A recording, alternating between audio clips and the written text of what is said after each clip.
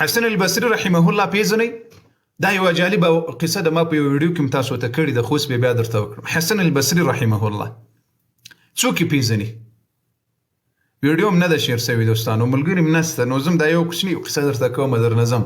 هره ورځ مو د مو مازغه راشومړی کړي دي، خو تاسې همدغسې ناست یاست. صم بکم عمي فهم لا یعقلون ولا یرجعون، بیوی خوانه یاست. څوک یې پیژنئ؟ حسن البصري رحمه الله دا ډیر لوی جلیل القدر عالم ده.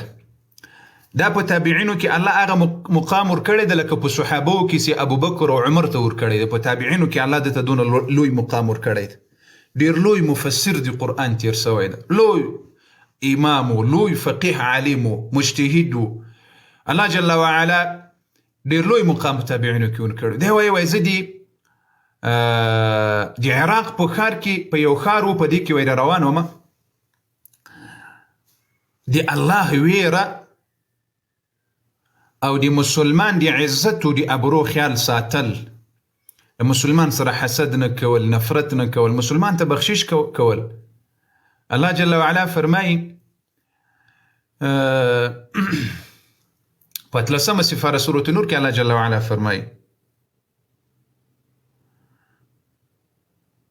أعوذ بالله من الشيطان الرجيم ولا يأتل أولو الفضل منكم والسعة أن يؤتوا أولي القربى والمساكين والمهاجرين في سبيل الله وليعفوا وليصفحوا ألا تحبون أن يغفر الله لكم. دا آیات دی ابو بکر صدیق رضی الله عنه په اړه باندې را نازل شوی ده. دی چا په اړه باندې را نازل شوی دی؟ ابو بکر صدیق رضی الله عنه. ځکه یو وخت کې د مکی منافقین را ولاړ سول، دوی د نبی علیه الصلاة والسلام په خاندان په عائشه رضی الله عنها باندې تهمت ولګول. بیا د ابوبکر رضی الله عنه د ترور زامن و قریبان اوسي، دوی دوه کسانو، یوه ښځه وه یو نارینه و. دوی هم په دې تهمت کې هغه خبره د منافقینو ورسره بدرګه کړ.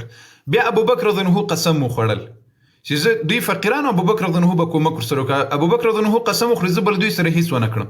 الله جل وعلا د په اړه د آیت نازل کړي ولا یأتل اولو الفضل منکم والسعة ان یؤتوا اولي القربى والمساکین والمهاجرین. آخر کی فرمای وان تعفوا وتصفحوا وتغفروا، وان تعفوا آخر کی وای الا تحبون ان یغفر الله لكم. ایا وای تاسو له دې سره محبت نه لرئ چې الله بخنه درته وکړي؟